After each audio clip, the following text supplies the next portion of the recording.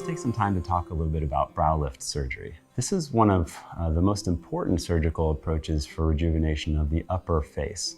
It's really critical because a lot of times we deal with the eyelids and the lower face, and patients come back maybe 3 years after their facelift surgery and say, I still feel some heaviness above.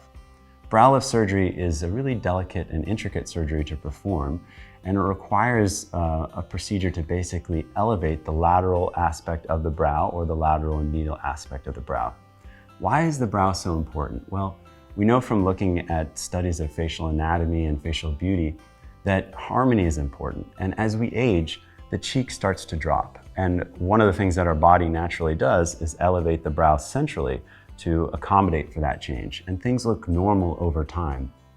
After we do a facelift, the cheek moves back into its normal position, and if the brow is still high, there's an asymmetry that exists.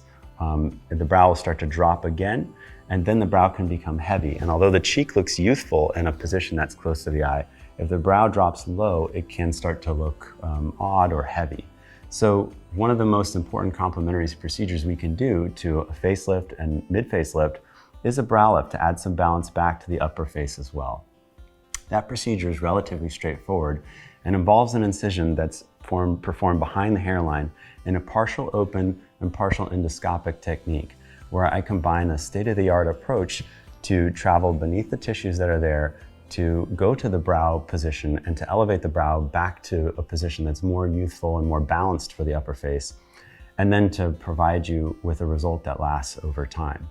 Most brow lift patients after surgery will get 2 to 3 millimeters of actual raise to the brow, but what they will notice is that the wrinkles above from the strain of the muscle above are much better, and that's because the tension has been taken off of the brow. This is really key because it allows patients to feel lighter in that upper face. And again, if you've already removed skin from the upper eyelid, you feel less tired. But then the next phase is to just tweak the lateral aspect of the brow to give a natural fullness to the lateral edge of the eye and to rebalance the upper face. This can be done in concert with fat grafting to the brow and to the lateral temple in order to offer full periorbital rejuvenation.